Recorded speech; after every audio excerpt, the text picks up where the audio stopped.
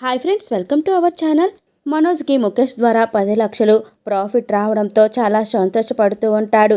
అయితే ప్రాఫిట్ రావడానికి కారణం ప్రభావతి దిష్టి బొమ్మ అని చెప్పేసి ప్రభావతి ఫోటోకి పూజ చేసి ప్రభావతి కోసం గాజులు తీసుకొస్తాడు మనోజ్. ఇక ప్రభావతి అయితే గాజులు చూసి మురిసిపోతూ, నాకు తెలుసురా, నా పేరు నిలబెట్టేది ఏకైక వ్యక్తి నువ్వే, నాకు మంచి పేరు తీసుకొచ్చి పెట్టేది నువ్వే అని ప్రభావతి అయితే మరింత పొంగిపోతూ ఉంటుంది.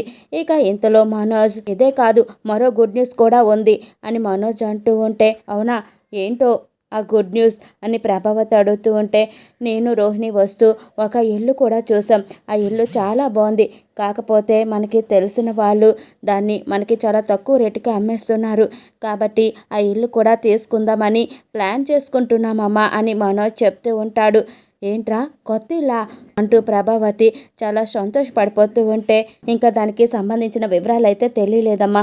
ఇల్లు చూడడానికి వెళ్తాం కదా, అప్పుడు అందరం కలిసి వెళ్దాం, వెళ్ళి ఇల్లు చూసుకొని వద్దాం అని మనోజ్ అనడంతో, అవునా సరే అని ప్రభావతి అంటూ ఉంటుంది. అయితే ఇక తర్వాత రోహిణి అయితే చింటూని చూడడానికి వెళ్తూ కాయగూరలు పళ్ళు అన్నీ కూడా తీసుకొని వెళ్తుంది.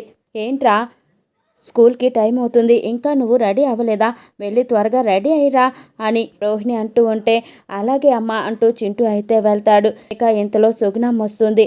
అమ్మ, ఇదిగో నీకు మళ్ళీ వారానికి సరిపడా కూరగాయలన్నీ తీసుకొచ్చాను, నువ్వు బయటికి వెళ్ళి కొనాల్సిన అవసరం లేదు, నువ్వు ఇంట్లోనే ఉండు అని రోహిణి చెప్పడంతో, సరే అమ్మా ఉండు, నీకు టిఫిన్ తీసుకొస్తాను అని సుగుణం అంటూ ఉంటే, వద్దమ్మా నేను ఆల్రెడీ తినేశాను, మరో విషయం నీతో మాట్లాడాలి రా అని చెప్పేసి రోహిణి అయితే సుగుణమ్మను కూర్చోబెట్టి, అమ్మ నువ్వు నన్ను కళ్యాణి అని పిలవడం మానేసే, రోహిణి అని పిలువు అని చెప్పడంతో, అదేంటి రోహిణి అనమంటున్నా, మీ నాన్న నీకు ఎంతో ఇష్టంగా ప్రేమగా కళ్యాణి అని పేరు పెట్టుకున్నారు, ఆ పేరు పిలవకుండా రోహిణి అని పిలవమంటావేంటి అని సుగుణమ్మ బాధపడుతూ ఉంటే, పేరు ఒక్కటే పెట్టాడు, మంచి జీవితాన్ని ఇవ్వలేదు, కాబట్టి నువ్వు పద్దాక కళ్యాణి అని పిలవడం మానేసి ఇంట్లో వాళ్ళందరికీ నా పేరు రోహిణి అని చెప్పాను, నువ్వు అలవాట్లో పొరపాటుగా నన్ను ఆయన ముందు కళ్యాణి అని పిలిస్తే అనుమానం రాదా ఏంటి అని రోహిణి అంటూ ఉంటే, అలా ఎందుకు పిలుస్తానని సుగుణమ్మ అంటుంది.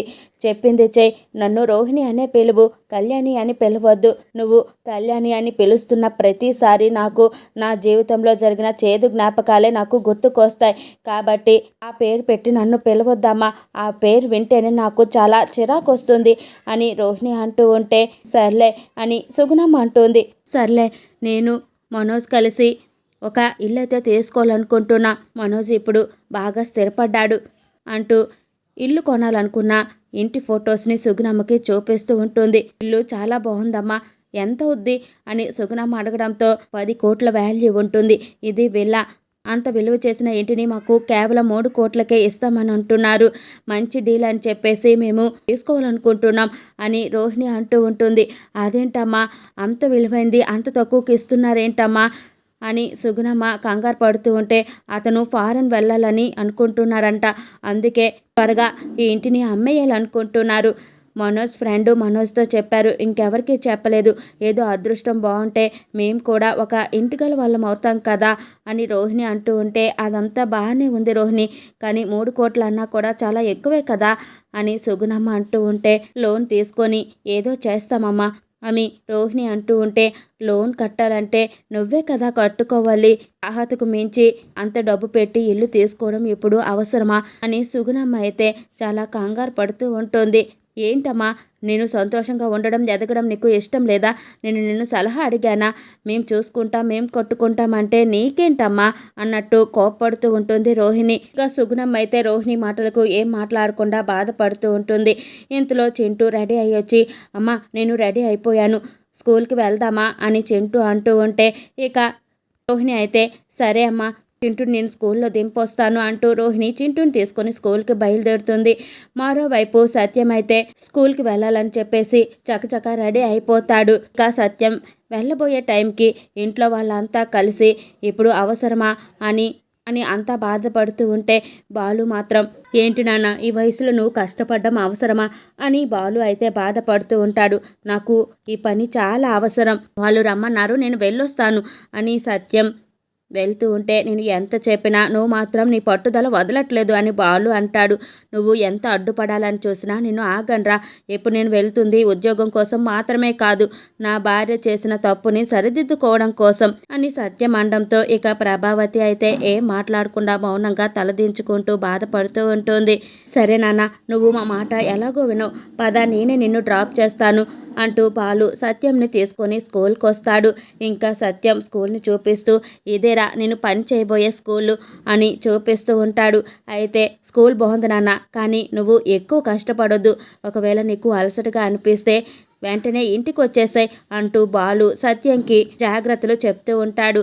అయితే అక్కడికి రోహిణి చింటూని తీసుకొని వస్తుంది. ఇంకా బాలు సత్యం మాట్లాడుకుంటూ ఉంటే రోహిణి వాళ్ళిద్దరిని చూసి షాక్ అవుతూ కంగారు పడుతూ ఉంటే చింటూ బాలుని చూసి అమ్మ బాలు అంకుల్ అని అరుస్తూ ఉంటాడు.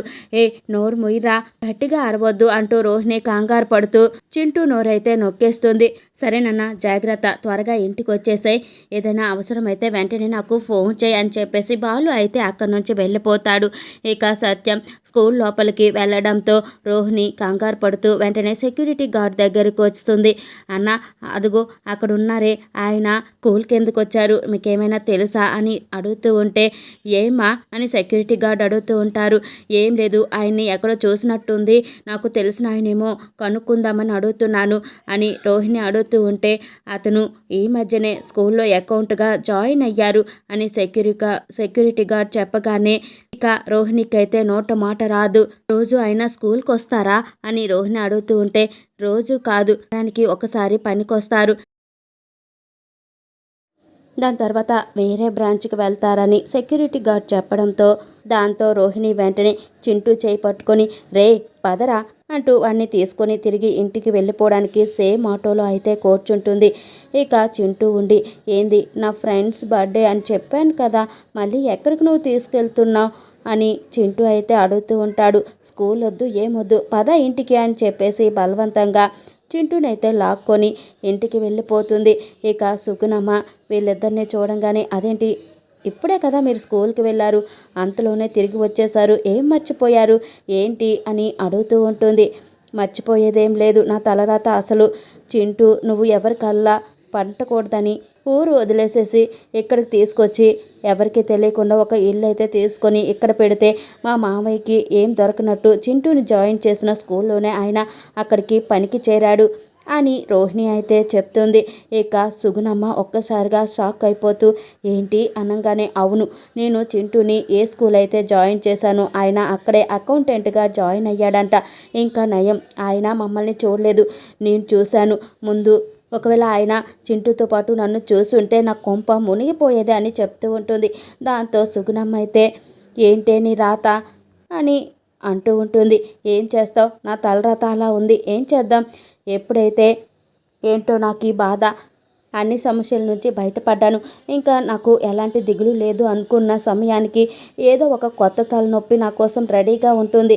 ఇక మీదట చింటూని స్కూల్కి పంపించొద్దని అయితే రోహిణి అనడంతో ఏం మాట్లాడుతున్నావే, వాడు స్కూల్కి వెళ్ళకపోతే వాడి భవిష్యత్తు ఏం కావాలి అని సుగుణమ్మ అంటుంది. రోజు కాదు, ఆయన రోజు రాడంట, వారానికి ఒక్కసారేనంట, ఆయన వచ్చే ప్రతి వారం చింటూని స్కూల్కి పంపించొద్దు, చాలా జాగ్రత్తగా ఉండాలి, చింటూ ఎట్టి పరిస్థితుల్లో వాళ్ళ కళ్ళంట పడకూడదు అని చెప్పేసి రోహిణి అయితే అంటూ ఉంటుంది.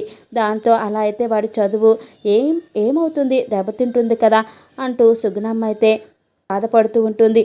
అవన్నీ ఏం కాదని చెప్తున్నాను కదా, నేను చెప్పినట్టు చేయి నువ్వు అని చెప్పేసి రోహిణి అయితే సుగుణం మీద కోప్పడుతూ ఉంటుంది. అయినా కూడా మీ మావయ్య ఇంతవరకు పని చేయకుండా ఇన్ని రోజుల నుంచి గమ్ముగా ఉండి తీరా నువ్వు ఏడుకు తీసుకొచ్చాక చింటూని స్కూల్ జాయిన్ చేసిన తర్వాత ఇప్పుడు పనికి రావటం ఏంటి, అది కూడా అదే స్కూల్లో అతను కూడా అకౌంటెంట్గా పని చేయడం ఏంటి అని సుగుణమ్మ అయితే అంటూ ఉంటే చెప్తున్నా కదా, ఇదంతా నా దరిద్రం, నా తలరాత, అలా ఏడ్చింది ఏదో ఒకటి నాకు ఎదురు దెబ్బ తగులుతూనే ఉంది, నా జీవితంలో నేను ప్రశాంతంగా బతికేది ఎప్పుడో, అది కూడా నాకు అర్థం కావట్లేదు అని అయితే రోహిణి అంటూ ఉంటుంది. దాంతో సుగుణమ్మ రోహిణి ఒక చిన్న మాట చెప్తా వింటావా అని అంటే ఏంటో చెప్పు, ఇలా నువ్వు ఎప్పటిదాకా చేస్తావు అని అబద్ధాలు చెప్తావు, ఎప్పటిదాకా దొంగచాటుగా తిరుగుతావు, నువ్వు నా మాట విని ఒక్కసారి మీ ఇంట్లో వాళ్ళకి చెప్పేసాయి అని సుగుణమ్మ అనగానే రోహిణి షాక్ అవుతూ ఏంటి ఏమంటున్నావు అని అడుగుతూ ఉంటుంది. అవును రోహిణి, ఈ ఒక్కసారికి నా మాట విను. ముందు కోపడతారు, కాదని చెప్పట్లేదు, కానీ అర్థం చేసుకుంటారు. ఇంకా నీకు ఈ తలనొప్పి, ఈ టెన్షన్, ఈ బాధ అయితే ఉండదు కదా అని సుగుణమ్మ అయితే అంటుంది. దాంతో రోహిణి, ఏం మాట్లాడుతున్నావో నీకు అసలు అర్థమవుతుందా? ఏం మాట్లాడుతున్నావో? మీనా పేద కుటుంబం నుంచి వచ్చిందని, ఒక సామాన్యమైన జీవితం గడిపే కుటుంబం నుంచి వచ్చిందని చెప్పేసి ఈ రోజుకి కూడా మా అత్తకి మీనా అంటే ఇష్టం లేదు. తన్ని చాలా టార్చర్ పెడుతుంది. అటువంటి నేను కూడా సామాన్యురాలనని తెలిస్తే ఇంకా అసలు నన్ను బతకనిస్తుందా? అసలు ఇవన్నీ ఒప్పుకుంటుందా? అందుట్లో చింటూ నా కొడుకు అంటే అస్సలు ఒప్పుకోదు. ఇదంతా జరిగే పని కాదు. అయినా కూడా మనోజ్ కరెక్ట్గా నా వైపు ఇంకా కూడా నిలబడతాడని, నాకు సపోర్ట్గా ఉంటాడన్న సంగతి కూడా నాకు తెలీదు. నాకైతే ఇంకా నమ్మకం రాలేదు. కాబట్టి నేను ఎప్పుడు చెప్పాలో, ఎవరికి చెప్పాలో నాకు తెలుసు. నిన్ను ఇందాక కూడా చెప్పాను, ఉత్సాహాలు నాకు ఇవ్వద్దు.